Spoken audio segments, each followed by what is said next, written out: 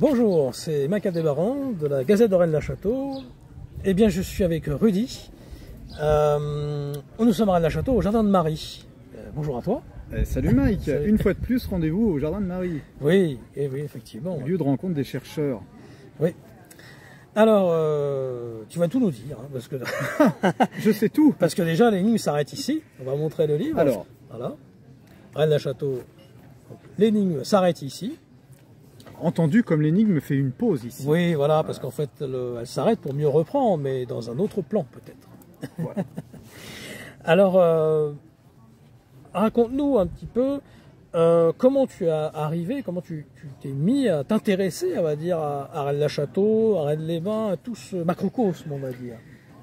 Oh ben, un peu comme tout le monde de ma génération, grâce à l'émission Mystère, oui. Dans un premier temps. Ça a toujours été assez fabuleux parce que l'émission Mystère nous avait mené vers cette histoire de Rennes-le-Château qui s'est inscrit dans la tête. Et ensuite, ben, il n'y avait pas de livre, il n'y avait pas de site internet, donc c'est quelque chose qui était dormant, jusqu'au point d'oublier le nom de Rennes-le-Château et d'avoir pendant très longtemps confondu Rennes-le-Château avec Vaison-la-Romaine. Alors pourquoi? Oui. Je n'en sais rien. Et quand j'avais vu le reportage sur les inondations de Vaison-la-Romaine, comme quoi hein, les inondations, il y en a eu à Rennes-les-Bains, hein, donc peut-être est-ce un lien? Effet miroir, mais en tout cas je m'étais dit mince, le village de Mystère a été ravagé. Et c'est par un heureux hasard, dans un 2-citres, bien des années plus tard, où je suis tombé sur un livre magnifique qui s'appelle La clé du mystère de Rennes-le-Château. Le titre ne sont pas très original aujourd'hui, mais pour l'époque ça l'était, d'Henry Lincoln, et c'est sous forme de roman. Et alors là, l'univers de Rennes-le-Château s'est ouvert à moi. Moi je trouve que c'est un des meilleurs bouquins, à titre personnel, hein, un des meilleurs bouquins pour rentrer dans l'affaire de Rennes. Alors, ça a peut-être vieilli, il y a peut-être des choses aujourd'hui qui sont complètement plus bonnes, mais en tout cas, ce livre crée une atmosphère, crée une ambiance, peut-être les Grégoire. Moi, c'est un livre que j'ai relu un bon nombre de fois. J'aime énormément ce bouquin.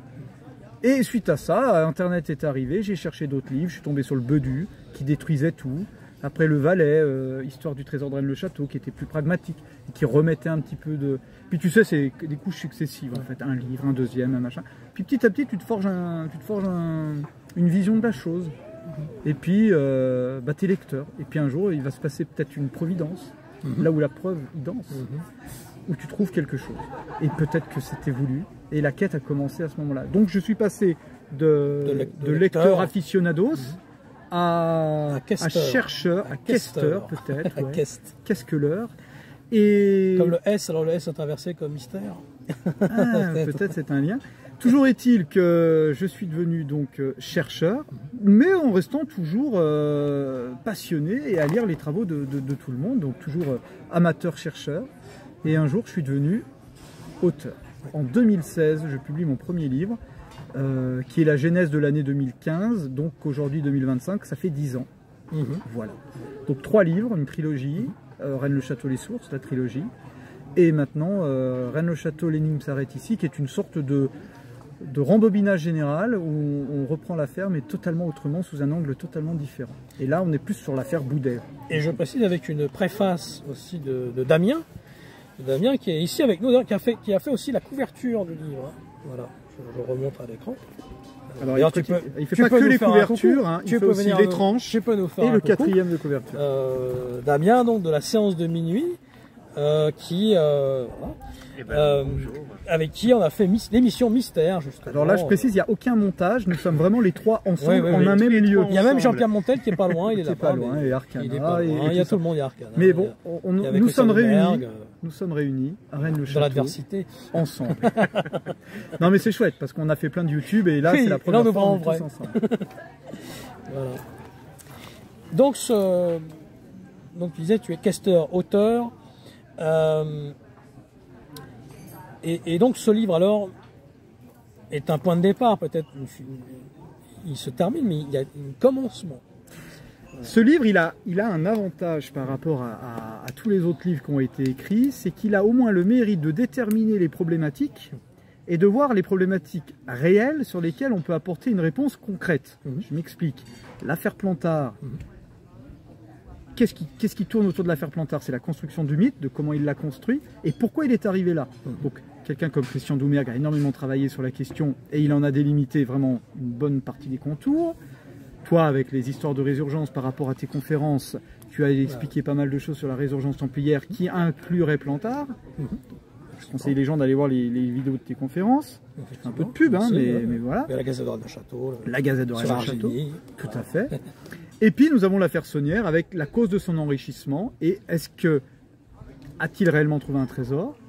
Travail historique. Et est-ce que son église est vraiment codée et nous mènerait sur la piste d'un trésor? Ça, c'est plutôt une problématique inventée de Plantard dans l'ordre de Rennes. Mais une fois qu'on a enlevé tout ce substrat, il nous reste une dernière affaire, c'est l'affaire Boudet. Et Boudet, qu'est-ce qui reste de Boudet? Son livre. Et Boudet, dès le début de son livre, va nous poser une problématique. Il nous explique que par la langue universelle, parlée dans tout l'univers, donc c'est une langue qui régit l'univers et les hommes. Donc c'est les mathématiques, c'est la géométrie, parce que le cosmos est géré par des constantes. Hein. La constante de l'univers, c'est 1 sur 137. Je mets ça au passage. Et il nous dit que par le biais de cette langue, donc c'est la langue d'avant Babel, hein, c'est la langue universelle, celle qui avant la séparation des 70 tribus. Oui, parce qu'il y a la langue celtique, langue hébraïque, langue punique, les folks tectosages. Ah, il y a énormément de choses. Et les tectosages, les tecto-sages. Et la langue vivante aussi. La langue vivante. Et après, il va nous parler de langue nationale, de résurrection, de plein de choses. Mais toujours est-il, il nous dit que par le biais de cette langue, nous allons pouvoir redécouvrir le monument celtique de Rennes-les-Bains et que nos recherches vont être couronnées du plus grand succès si on arrive à retrouver cette langue et le monument celtique de Rennes-les-Bains. Donc il nous pose clairement une problématique. Alors on n'est pas dans une problématique, dans un premier temps, on n'est pas sur l'ésotérisme, on est sur rien. On est sur une quête de retrouver, de ressusciter le cromlech de Rennes. Et on est en 1938, parce que c'est un jeune alchimiste. Alors, dans mon livre, j'ai voulu justement, pour éviter de tomber dans le piège du mythe de Rennes-le-Château, de m'en dégager et de fixer... Avant le mythe. Avant le mythe.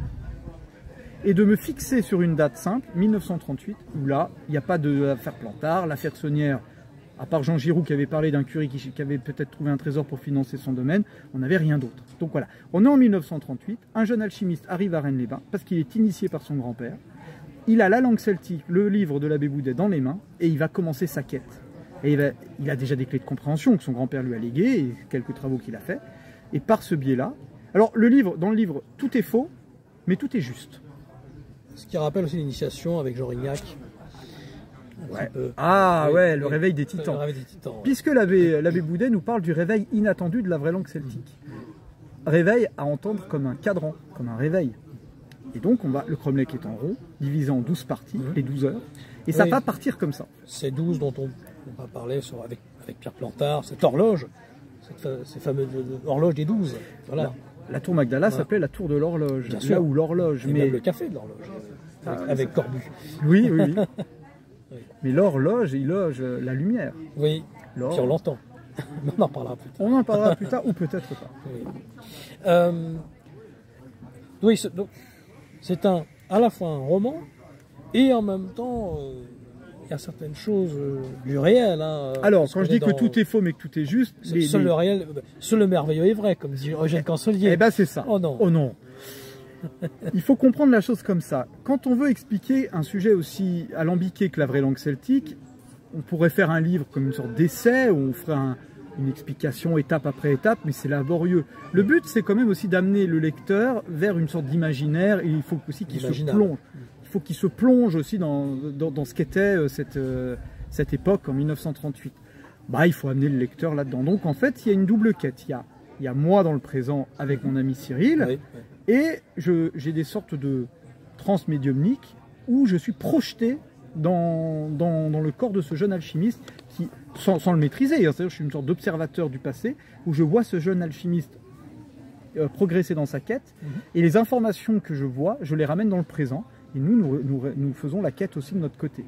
Donc le jeune alchimiste fait sa quête, nous faisons sa quête, nous faisons notre propre quête et nous avançons justement dans la compréhension et dans la recherche de ce cromlech, de ce monument celtique.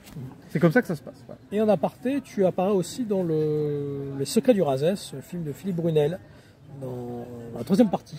Ah oui, alors à cette époque j'avais des cheveux, et donc c'est un film qui a été tourné il y a à peu près 5 ans, et dans Le Secret du Razès de Philippe Brunel, je parle, et à ce moment-là, je ne suis pas encore dans cette nouvelle quête. Mais ça m'a rassuré parce qu'en revoyant le DVD, je me rends compte que ce que je raconte, sans avoir fait tout le cheminement que j'ai aujourd'hui, j'avais déjà l'intuition qui était pas trop mauvaise. J'avais déjà les contours de quelque chose. Donc c'est pas en contradiction. Ce qui apparaît dans ce livre, c'est l'alchimia, enfin, c'est la découverte en fait aussi.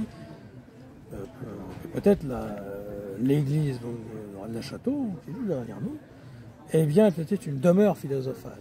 Alors il faut prendre les choses par étapes. C'est-à-dire que le livre de l'abbé Boudet est publié en 1886, date hautement symbolique, nous amène à redécouvrir le monument celtique.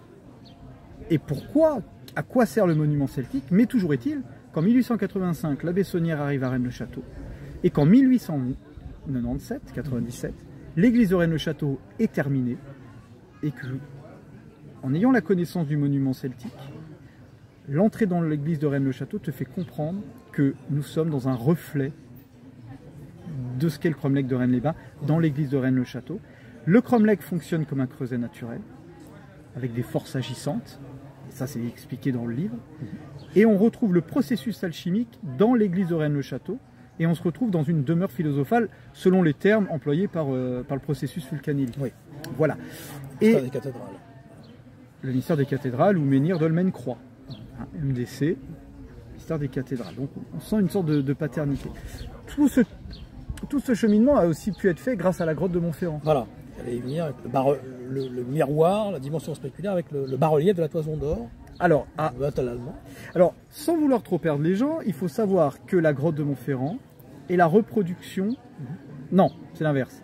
La gravure de la Toison d'Or à Bourges, à l'hôtel L'Allemand, demeure alchimique, présente une grotte présentée comme étant la grotte de la Toison d'Or, avec la Toison d'Or à ses pieds. Et il se trouve que cette représentation de cette grotte, c'est exactement la même que la grotte de Montferrand, sur le méridien de Paris, dans les hauteurs de Rennes-les-Bains.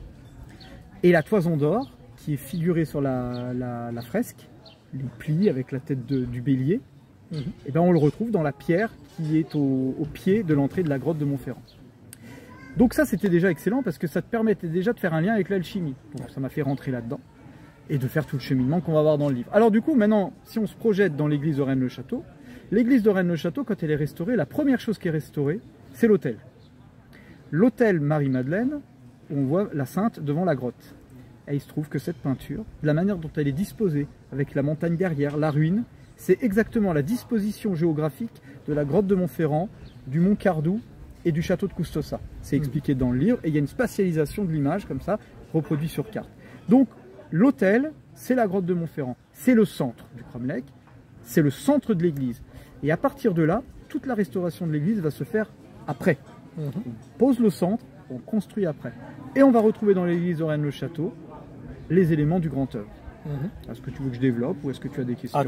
Oui, tu peux développer par rapport au grand œuvre. Oui. Alors, déjà, l'allée pour rejoindre l'église est en diagonale. Donc il y a une rectification à faire, puisque la diagonale, elle est volontaire, puisque rien ne l'empêchait de faire une entrée toute droite. La diagonale du fou. Ouais, ben ça, j'aimerais que tu m'expliques un jour, parce que moi, on m'en parle assez souvent. Va se trouver qu'on va rentrer dans l'église, je fais rapide, hein. Tu as « Venez à moi vous tous qui souffrez, et je vous soulagerai », 63 caractères plus un point. Ça veut dire qu'on a les 63 pièces de l'échiquier moins une, puisque c'est le point. Donc l'échiquier est incomplet, il manque une partie de l'échiquier, il manque la 64e case pour être complet. Et dans cette phrase « Venez à moi vous tous qui souffrez », il y a « souffre ». Donc nous avons déjà l'élément « souffre ». Je te passe le bénitier. Sel, le souffle. Ah mais attends, on y vient. On y vient, ouais. Lève les yeux, tu vas avoir le Christ avec tous ses personnages. Et tu as deux enfants habillés en habits du XVIIe siècle. Ces deux enfants, jeu d'enfants, l'alchimie. Ce sont les alchimistes du XVIIe. Nous avons le Christ et nous avons l'observateur. Donc nous avons trois époques. L'époque du Christ, le XVIIe siècle et notre époque présente. De Saunière à nous, si tu veux. On est dans le 20e, 21e siècle. Si tu tournes, toujours dans l'église, et que tu t'approches du centre du cromlech, tu vas avoir Saint-Joseph et la Vierge Mère. Quelle est la planète de la constellation de la Vierge? C'est Mercure. Vierge Mère, Mère Mercure. Donc nous avons le Mercure et le soufre. Il nous manque le sel maintenant pour arriver à faire le grand œuvre. Ressortons de l'église. Nous avons les trois voies. Nous avons les fonds baptismaux qui ont été restaurés par Saunière pour faire la petite fontaine. Nous avons la crucifixion et la grotte de la résurrection. baptême, crucifixion, résurrection. Dans les 3 étapes du grand œuvre. Et ensuite, alors ça c'est développé dans le livre, hein, je le fais plus court. Et une fois que nous sommes dans la grotte, nous avons un banc. Fulcanelli nous le dit. Tout symbole croisé est un symbole d'hermétisme. Tu as les symboles croisés, et au milieu de ces symboles croisés, tu as le S et le L, le sel. Il manque le E, il manque l'éther. Et d'autres choses. Ou encore d'autres choses. Si tu retrouves le E, tu as le sel, et tu as les 3 éléments de l'alchimie. Et la pierre philosophale qui est dans la grotte, puisqu'il y a un petit bloc carré qui est incrusté dans le mur, elle est pour l'instant inerte. Si tu réalises le grand œuvre, elle va devenir rouge sang. La résurrection va s'opérer. Et la transmutation finale va s'opérer. C'est la pierre philosophale qui est à l'état encore d'inaction. Petit détail dans l'église, on l'a fait dans la vidéo que tu auras fait avant, où j'explique que le Graal, qui est le Graal donc symbolique, est incomplet aussi dans l'église, puisque nous avons toutes les lettres du mot Graal, sauf le L. Voilà. Donc, on a les 64 pierres incomplètes, puisqu'on a que 63 caractères plus le point. On a le S et le L qui donne le sel incomplet, le sel philosophal est incomplet, et le Graal qui est incomplet. Donc on est dans une demeure philosophale qui nous amène au grand œuvre, mais où il faut que le récipiendaire travaille pour arriver dans le creuset, et pour arriver à la pierre philosophale et devenir un adepte. Ce que n'était pas Cancelier. Êtes-vous adepte, monsieur Cancelier? Oh non, oh non, pensez donc. J'ai cherché la pierre, mais je la cherche encore. Oh, il a fait une éclipse sur Paris. Semble-t-il. Il paraît qu'il a fait une aurore boréale, oui, pourquoi pas. Parle-nous de la pierre carrée et des rouleurs. Ah alors là, on revient dans le cromlech. Oui. Boudet nous montre une pierre, la pierre levée, ce que Gérard de Sède et Plantard ont appelé la pierre du dé, mais à mon avis, c'est une appellation postérieure. La pierre levée, c'est cette pierre brute qu'il va falloir travailler, il va falloir la réanimer, la rendre philosophale. Par contre, les rouleurs ne sont pas dans le cromlech, parce qu'ils ont une autre fonction. C'est la materia prima, la pierre brute. Je peux juste dire une chose, c'est que oui, alors pour la pierre levée, mais en tout cas pour les rouleurs, ce qui est un site qui est en dehors du cromlech. Tout ce que je peux dire, que c'est un tas de pierres vibratoires. Puisque Boudet nous les décrit comme ça, elles sont branlantes, elles peuvent bouger par la vibration. Mais j'en dirai pas plus. Je préfère m'arrêter. On va s'arrêter là. Ah, c'est mieux. Pour ce qui concerne la Fontaine des Amours, tu as découvert, on va dire, le fauteuil du Christ. Par hasard. Parler un petit peu de cette découverte. Ah, ça a été la première pierre. On avait décidé d'aller à la Soulane parce que dans le mythe de Rennes-le-Château, on nous parle tout le temps du cheval de Dieu. Et moi, dans ma tête, le seul équidé qui est en lien avec Dieu, c'est-à-dire le Christ, dans la vision chrétienne, catholique, c'est l'âne, dans la crèche. Donc Soulane. Ouais. Soulane, voilà. Donc le cheval de Dieu, c'était vers Soulane. Donc on a décidé d'aller en direction de Soulane. Et là, on voit Fontaine des Amours. On s'est arrêté, on a été se baigner. Puis, comme attiré, j'ai dit, tiens, qu'est-ce qu'il peut y avoir derrière? Et donc j'ai escaladé. Et de l'autre côté, je continue à marcher. J'ai failli me péter la figure plein de fois parce que ça glissait. Et là, j'étais vraiment nu. J'avais juste le calbut pour tu vois ce que je veux dire? Donc j'étais vraiment tout dépouillé. J'avais laissé les métaux à l'entrée du temple. Et là, j'arrive devant cette pierre. Je me dis, mais non, c'est pas possible. On a un deuxième fauteuil. Je m'assois dedans, je me dis, ça se trouve, c'est un centre. Enfin, si on s'assoit dedans, peut-être qu'on verra des choses. Peut-être que c'est un centre d'observation, tu vois. Je me dis, mais ce gros dolmen, je le reconnais, les pierres et tout. Et je me dis, mais on est dans le tableau du Christ au lièvre, de la Pietà de Rennes-les-Bains. Et c'est comme ça que je l'ai nommé. Il est là, l'horloge. C'est là que j'ai nommé ça fauteuil du Christ par rapport. Tu sais que toutes les interviews sont coupées par les cloches, j'ai remarqué. Oui, ça fait couleur locale. Bon, il suffit maintenant. Je vous demande de vous arrêter. Et donc j'ai découvert le fauteuil du Christ comme ça. Et en faisant des liens, comme disait Jean-Pierre Monteil dans Mystère, il faut relier les choses de manière hasardeuse et peut-être des choses vont ressortir. Et en reliant le fauteuil du diable avec le fauteuil du Christ, la source de la Madeleine, des triangulations ont commencé à apparaître. Et ça a été le début de mon cheminement sur le terrain. La tombe de Boudet à Axat. L'histoire du livre, là, en particulier aussi, avec le 310. J'allais parler du 310, effectivement. 310 degrés, tu peux nous parler un peu de cela? Alors, Boudet nous met sur sa tombe son livre. Ça veut bien dire que de manière posthume, il signifie son livre, 310. Alors la VLC a 310 pages numérotées. Une autre manière de les compter qui nous amène à 317, plus la page fantôme, 318. Mais de 317 à 318, le fait qu'il y ait une page fantôme et qu'on rajoute un +1, c'est hautement symbolique. Toujours est-il que ce 310, il revenait, tu vois, le nombre de pages. Là, sur sa tombe, c'est ictus, mais inversé, ça fait 310, 11. Donc, une fois que j'avais commencé à placer ma clé, en fait, on va dire ce cercle à partir de la grotte de Montferrand, bah, j'ai tracé un axe. Tu vois, donc j'ai mis la grotte de Montferrand au milieu, j'ai fait un cercle, mais hasardeux au début, hein, j'avais pas de délimitation vraiment. Et j'ai tracé un axe de 310 degrés. Voilà. Et ça a commencé à me décider. Alors, quand tu traces un axe de 310 degrés sur un cadran à 12 heures, et ben c'est la 310 degrés tombe dans la 11e heure. Donc j'avais 310 degrés dans la 11e heure. Donc c'était encourageant. Déjà on avait une concordance. C'est comme ça que c'est aussi parti. Donc le réveil inattendu était en train de prendre forme. Ah. J'avais dit un moment de silence.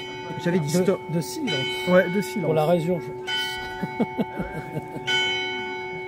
Ça sonne 2 fois, je comprends pas. Ah, ça sonne toujours 2 fois. Hein. Comme le facteur. Voilà, j'allais le dire. J'attendais que tu me dises. Oui, le facteur sonne toujours 2 fois. On va parler un peu du Bézis, cette zone protégée du Bézis. Un lieu que tu affectionnes particulièrement, qui est très intéressant. Hein. La cavité du Bézis où tu as pu aller et œuvrer et voir certaines choses. Même tu avais entendu avec un comparse certaines voix, certaines... Alors ce fameux comparse qui faisait partie du plan, ouais. C'est un sacré cas. Hein. Toujours est-il que cette personne a entendu les lavandières, mais pas au Bézis, il les a entendues au pied du Cardo. Ouais, d'accord. Moi je ne les ai pas entendus, mais lui il les a entendus. Toujours est-il que la vallée du Bézis, c'est Jean-Pierre Garcia qui a toujours dénommé cette vallée comme la vallée sacrée du Bézis. C'était ses travaux, moi j'y prêtais pas tellement attention, mais la recherche sur la VLC m'a amené au Bézis. Donc tu vois, c'est toujours pareil, soit tu vas au Bézis parce qu'un chercheur en a parlé et puis bah, tu vas faire ton chemin là-bas, ou alors les autres recherches, bah, tu les écoutes sans te jeter dedans parce que c'est pas ton cheminement, et ton cheminement t'amène au Bézis, donc tu te dis bon, bah, c'est quand même assez étonnant. Et effectivement dans le Bézis, il y avait un point qui avait été déterminé par Boudet, qui tombe pile poil dans un ruisseau qui se jette dans les gorges du Bézis. Dans ce ruisseau asséché, il y a une cavité. Et donc la cavité est très particulière. Ah, avec certains cristaux qui parfois sont bleus, sont particuliers. Alors, c'est un peu le Graal-Pierre dont Toran et Antonin Gadal ils cherchaient le Graal-Pierre. Alors il y a des pierre philosophale.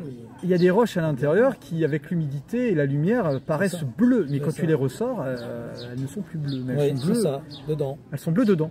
C'est bleu en dedans. C'est ça. Et à l'intérieur de la porte étant dedans. Oui, dans l'église. À l'église du Graal, ouais, oui. Tout à fait. Ouais. Mais c'est un peu ça. Hein. D'ailleurs, l'interlocuteur qui l'interlocuteur du livre. Oui, t'as amené justement, enfin, t'as fait comprendre en quelque sorte du livre que cette zone était protégée, que c'était un lieu protégé. Commence par un G comme le Graal. J'avais qu'une trouille, c'est de me dire, mais cette cavité, si toutefois elle a une importance, et moi je l'ai toujours pensé, je me suis dit, mais si quelqu'un la trouve et décide de tout dynamiter à l'intérieur, et cet interlocuteur m'a dit, ne craignez rien, cette zone est protégée. Et ça, j'y crois. Et puis elle sait à l'avance qui va venir et comment la cavité va se fermer, enfin, cette porte en fait va se fermer suivant les personnes qui vont venir en fonction de leur psyché, s'ils viennent avec de bonnes intentions. Alors cette cavité, il faut... On ne vient pas pour l'or, on vient pour autre chose. On y vient pour... alors si on entend toujours le terme or comme étant la lumière... Pas dans ce sens-là, voilà, dans son avis. La cavité, il n'y en a pas de lumière. Oui. Mais il y a un phénomène... Mais il y a un phénomène lumineux. Il y a un phénomène lumineux à un moment donné, un faisceau qui doit durer 1 minute, 1 minute 30, où la lumière va se concentrer et va apparaître dans la cavité et va te faire un ray de lumière. Et la lumière va rentrer dans les ténèbres. Un peu comme dans le mythe d'Orphée. La lumière apparaît. Et là, je peux te dire que c'est une sensation exceptionnelle. Et donc, la cavité, à ce moment-là, fait office de gnomon. comme à Saint-Sulpice. On a vraiment cette lumière qui apparaît. Et donc la position de la cavité qui est une heure, qui tombe sur une heure du cadran, elle tombe à une heure très précise, à 13h08. Et comme l'abbé Boudet nous explique que la clé de l'énigme réside dans le fait que César ait changé le mot trouide en droïde, il dit le fait qu'il ait changé trouide en droïde est la clé de l'énigme. Il te demande de changer, de passer du T au D. Parce que la seule différence entre trouide et droïde, c'est du T au D. Du temps au degré. Et quand tu passes du temps au degré, 13h08 devient 138. La 138, oui. Et 138 degrés sur le cadran, puisqu'on va passer, il y a deux cercles. On va faire une transmutation des heures en degrés. Et de 13h08, on va décaler jusqu'à 138 degrés. Et on va arriver à 16h22 exactement sur le cadran. Et entre 13h08 et 16h22, il y a 3h14. La gasse, le pi, la pi, la pomme. Ouais, on va s'arrêter. Toujours est-il qu'on arrive à 16h22, comme le nombre de lettres sur le bénitier. Par ce signe, tu le vaincras 22 lettres, plus les 16 petits ronds qui est autour de la croix celtique au-dessus du bénitier. Et on arrive à un point 138. Et quand on arrive sur ce point, sur le terrain, on arrive au Dru de Menton. Et là, on va découvrir un lieu mais magnifique. Mais c'était aussi le monde des géants. Le 13 août 2023 à 11h32 aussi, il y avait cette idée du... Le phénomène a été voilà, observé à cette heure-là, ouais. Alors après, peut-être qu'il peut se reproduire à d'autres heures. C'est comme les pommes bleues le 17 janvier. Mais en tout cas, il a eu une... il nous est apparu ce jour-là. Oui. Fallait-il être là ce jour-là, mais en tout cas... -là. Non, mais ce qui est exceptionnel, c'est que ce phénomène, en fait, il dure 1 minute. Et nous, on était dans la cavité. Si on n'était pas remonté à ce moment-là, à la minute près, à la bonne heure, au bon moment, à la bonne heure, au bon endroit, avec le bon mot, on l'aurait pas vu. Et si on l'avait pas vu, ben on n'aurait peut-être pas compris qu'il fallait changer le temps en degrés. On était à ce moment dans la cavité qui faisait office de gnomon, on était dans l'horloge. Voilà, donc on en revient à ce qu'on disait. Alors l'interlocuteur avait 2 livres particuliers, le 100 petits Vaincre la mort de Hubert Larcher de 1957, année de Dante Alchimiste d'ailleurs, et le Sancret de Nostradamus de Piob de 1927, qui est peut-être une des clés de la res urbaine. Est-ce que ces livres-là, tu t'es intéressé du coup? Enfin, Piob, tu connaissais déjà? Oui, pour les clés... Qui sont peut-être des clés de compréhension. Oui, alors l'interlocuteur, c'est relaté dans le livre de manière romancée, mais c'est à 99% réel. En tout cas sur l'entretien. Alors quand je dis que dans le livre tout est faux, mais que tout est juste, il y a quand même des parties qui sont vraies, dans le sens qu'elles se sont vraiment produites, mais pas de la manière dont elles sont amenées, mais peu importe. Ce qui est important, c'est le propos et pas forcément la forme. Et effectivement, lors de cet entretien, 2 livres étaient posés, à mon sens totalement volontairement, sur une table pour qu'ils soient vus et peut-être compris. Il y avait une sorte de mise en scène, mais je pense que ça fait partie de la chose. Mais le 100 petits Vaincre la mort qui rappelle la seconde mort. Tout ce que je peux dire, c'est que la clé que l'on voit sur le livre, la seconde mort. La fameuse clé, l'angle de 310 qui nous amène à 50 degrés, en effet miroir, l'ouverture de l'angle est de 100 degrés. Voilà. Alors on dit que certaines personnes ont le sang qui bout à 33 degrés.